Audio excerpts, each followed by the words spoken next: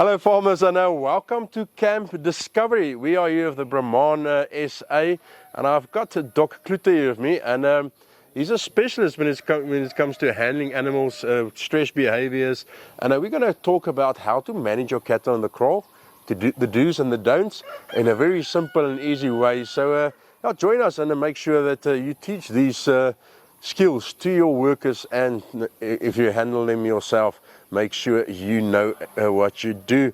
Doc, thanks for talking to me, and thanks for being here. It's lovely having you. Thanks, Tinus. Okay, so I'll jump into the deep water. So I'm going to summarize what we've done this morning.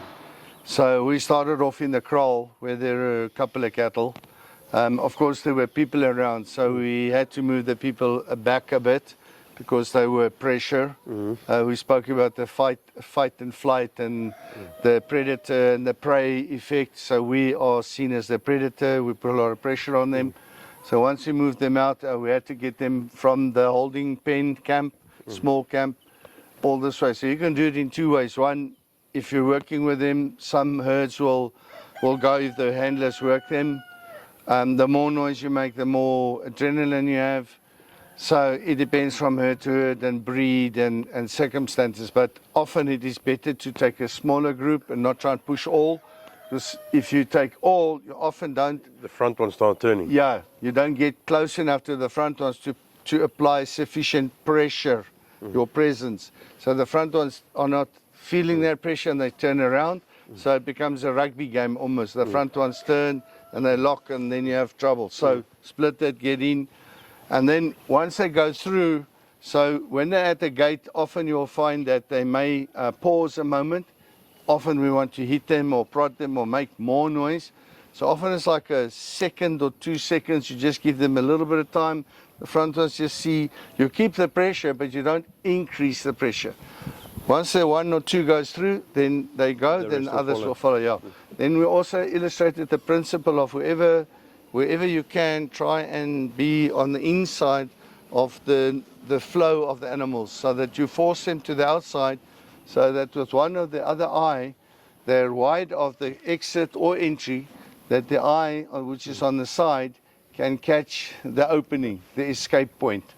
So once they go out there, they will go and then follow. Then you. So if they move too close to the fence, yeah, they're not going to see the gate until they actually passed it. Yeah, that can happen. So you want them to have a little bit of a. Yeah, you always try and give them the widest angle with the widest view sight. Because remember, they take in picture on the side of the face of the head. Yeah, unlike us, it goes straight. Yeah, we look forward like lions. Our eyes are to the front. So we cannot see past this to the back. They cannot really see this part in the front because the eyes are sitting here, not here. And so they see from there on both sides, almost to the tail, but not quite. So they've got 2 blind spots. One is here and the other one is here. But by seeing what's there, they've got short-term memory and a bit of long. They can see here and just, so they know there's nothing. And just by turning the head a bit, they can now see it's clean there as well. So they've got a much wider view than we or predators have. We only have from that forward. Okay, and then... Actually, we've got to ask a question with the handlers. Yeah. And you mentioned it quite a few times. There's nothing wrong with having a kiri or a stick on your hands. Nothing wrong. But you shouldn't be let's call it a warrior. Yeah. Because a lot of times when they want to move past you, people start hitting them. Yeah. And once they beat your stick, you've got a problem. Why is that a problem? So the problem with the stick is that people are then inclined to use the stick thinking that force that you're going to apply is now going to deter the animal. You gaan hom afskrik. You will not stop that animal. So when animals turn, it is often because we are putting too much pressure on them. So that's why if you see even if they've turned, you just stay back a bit and you keep your pressure, whether you're just positioning yourself or you're using a stick. But you don't do this. You don't do, because that is like, what they then perceive is like this lion, this predator here is now getting really anxious to get them, because when they are being chased by a predator, it's not done at a slow speed. Right, and so they react in the same way. So you slow down all that. So it's just a question of applying enough pressure. But if you hit that one, she's big and stronger than you. You hit her once, she runs through the stick and you. She's learned You can't that stop you her. can't stop her. You've taught her immediately. But by stepping back and just guiding her and giving her patience, she will turn around to be with the others. But you have to come way back and just apply pressure. If you're too close, she's going to run past you.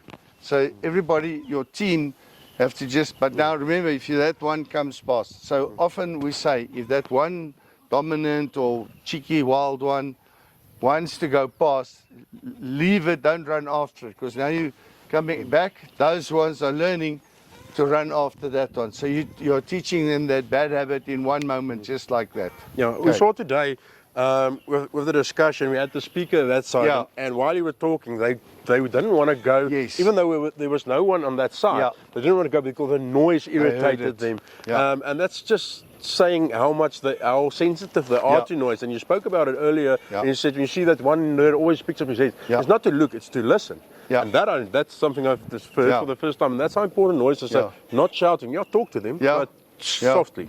Like the handlers, they talk to them, they know their voices and their tones way better than they do us. They're used to them, much more used to them than to us. So, all right, so then we had the cattle come in towards the next section. And the important thing is that when they've moved past a certain point, if there's a gate that you can close the gate. Because if they do turn around and want to run back, they're going to go all the way back. So one, you don't waste time. Two is they don't learn to run exactly back to where they came from. So you're kind of blocking them from learning that bad habit. Yeah, and immediately they're looking for a new exit, so Yeah. they're going forward. Because in their inclination is if we walk and we get to where there's an obstacle, and an obstacle can be a closed gate or can be pressure, people, whatever, 5-7 seconds they will want to turn around and go back. So you have to make sure that there's open and the flow is free. But you got to follow up and block at the back. Don't be blasé and leave a gate open, because then they learn to escape. That's what you teach them. So I think, I just want to, before we get to the Sure. crush side, to Yeah, sum it up from here is patience, move slow. Make sure when you move in a way that they don't feel too much pressure. Yeah. And feel the pressure. If you see Yeah. they start turning around, Yeah. release Ease off the pressure. come through, and then when it comes to sticks must be low. Don't wave it and yada, and noise down. And then when they're moving, apply pressure. Go with them. Don't let them, because if you don't go with them, They're gonna they get too far away where you cannot apply that measured, that constant pressure. Just close enough, not too far, not too close. So you follow them. So if they start moving faster, move with them, and keep that pressure. Get them through, close the gate. Another thing is, wherever you're working with them, if they're moving, just release the pressure a little bit, but not completely. So when they start moving, and you've applied pressure and they move, you almost like reward them. So okay, I'm relaxing a bit. I'm not coming to catch you now, and they learn that very quickly. Okay. Yeah, I think when we also do the stud photos and videos a lot of the time, Yes. you see that when the moment if you walk next to her and she starts moving and you go back, she walks comfortably. Yes, because and she feels a little bit less pressure. Yeah, and then you get that normal moving. But the moment you start walking with her, she's stressed all the time. So it is a sort of feeling the animal as well. So you need to be in touch with what the animal reacts to, and a little bit of awareness is important. Coming to the crush, managing them through here, just a few basics that people need to know. Okay, so the first most important basic is that when they're coming in here, do not have unnecessary people here. In the feedlot situation is different, at the auction is a bit different, but where you're working on farm with the animals, you almost just want the guys working the neck clamp. And even I'm just saying he, that person must open the neck clamp a bit, that the animal can come, and then try and just restrain the first one. Not too tight that it goes down, because there's pressure on the neck veins, but enough that it doesn't pull out. Or once the animal is there, the neck clamp is closed, just put a cross pole behind, that the animal cannot come back, because they often work like a train. If that front animal sees something, is not happy, starts moving back, when it bumps or moves back to the next one kind of thinks, yo, what's up front there that's going to want to eat me or bite me or affect me? Same principle. So once that front animal is fairly stationary, cannot move too much, the next one is more comfortable to go and join it because it sees, okay, there's no threat. Right, and then when you're working here, if possible, some places, some crushes, it's not possible. But try and always just only work on the one side of the crush. And if you want the head for specific procedure, vaccination, I do by the tail base, others don't, but I like the tail, near the tail, there by the soft spot. I'm going to ask I'll explain about that now. just now.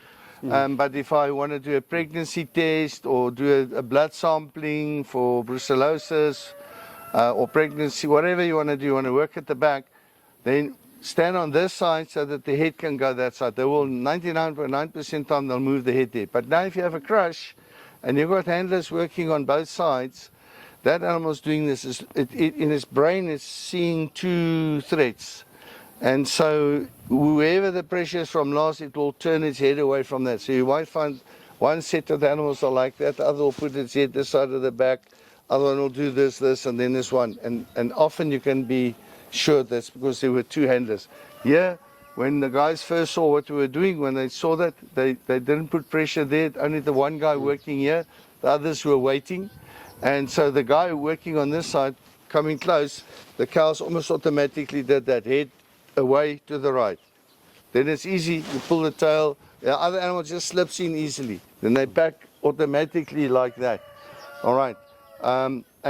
And also then to remember, do you want me to talk about the shoulder? Yeah, let's go with the shoulder, yeah. Right, so remember we spoke about the shoulder. If the animal's standing like this, the shoulder is like the fulcrum of a seesaw. So the shoulder behind equals in front. So if you're behind your body and whatever tool you're using to guide, behind the shoulder, the pressure is forward. If I'm in front of that shoulder, the fulcrum, the pressure is inclined to be this way. If I'm coming too close this way, depending whether I'm in front, equals, or behind the shoulder, that will determine how much pressure I'm putting on the animal to go either forward or back. All right, so when you're working there, remember, the first one that you've got, the minute you're behind the shoulder, her pressure is forward. But every other animal that's in the crush after her, you're actually in front of them. I'm in front of your shoulder, I'm in front of the next one. So the secret is, whether I'm walking in reverse past them like this or that, is for me to get past your shoulder. And once I'm here, the pressure's there. But now I've got two that are there, I'm behind them, so they'll want to go forward. But all the others, I'm in front of them. So whoever's doing that, you've got to understand that you're going to move quickly and get behind that shoulder, then they move forward. Okay. I'm said a thing that I think is quite nice for a lot of guys who've got nice crushes as well. It's sometimes a lot easier to start vaccinating from the back, because then they're forcing forward the whole time and don't get that pushback necessarily, and that's something quite important. But if you work from the front to the back, you're pushing them all back. You've got the shunting. It's train shunting, like in a shunting station. You know how a train works. Yeah, we did the video earlier, and I will edit it in here. Okay. But you inject right next to the below the tail, right next to it. Reason why you prefer doing it that way? So to start off, where we normally do it, or most people, as we said, subcut under the skin, here in the triangle and so on. You do it there, but now the problem is when you're working in the race, it's very difficult to get to that neck because that neck's behind the animal. So where are you going to inject it now? The minute you go to the other side to go inject it on that side, some heads are this and this way and this way. So if you're stacking them like this, I learned this very early on in my vet career, is that if they've had their clostridial vaccines from a young age, you're not going to have any risk of, the neck's dirty, there it's dirty, there's bacteria, what. So you reduce the risk of the clostridiums by starting vaccinating very early, because that's your biggest risk of getting dirt under the skin. It's mainly the clostridium diseases. And so if they're immune against that, then it's just a question of practicality, and especially if you're working in a stud. Now, if you jab a stud animal that's going to an auction, And it's got a... and it's got a lump here. You've got a fairly expensive bull or a cow or a heifer, and there's a lump here. No matter what the Cost you 20, 30%. EBVs and the blub and all the genetic parameters say, it costs you money. It'll affect the we price. buy with our eyes. Yeah.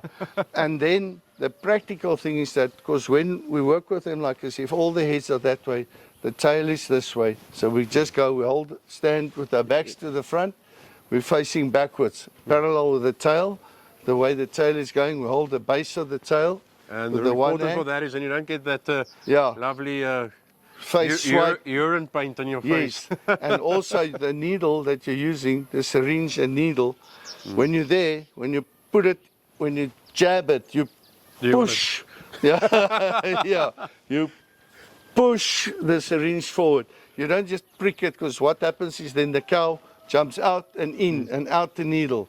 Size of a needle, that's important? Yeah, it's a half medium. inch, not more than 3/4. The half inch is almost better. Okay. You just want to get it subcut in that area between. And the angle is very important so that you don't Parallel, put it into the rectum. Though. Yeah, parallel together with the flow. So you put it right next to the rectum and then maybe just a slightly... facing, just facing towards the head. Okay. In that little hollow between the tail, it's a soft spot. Don't go on the side, because there's a ligament. There it will cause the swelling. Okay. But here, if there's a swelling, it will go away. So you push and in, but your hand is holding the tail. Just your one hand. That's not, and you're facing backwards.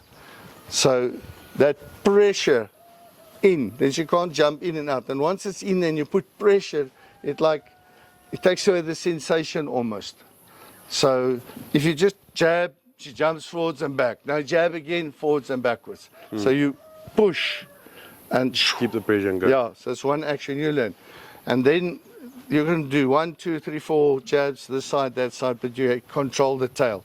And then you go forwards, so that you're working from behind, that the pressure is always going forward on the rest of them. That is basically that. Doc, thank you very much. That was very insightful, and I think everybody at home, even the experienced guys, might have learned a thing today. Yeah, we all learn from each other. Thanks, Tinus. There you go, farmers. Lovely to hear from Doc Cloete, Vet to Farm. Make sure you check them out.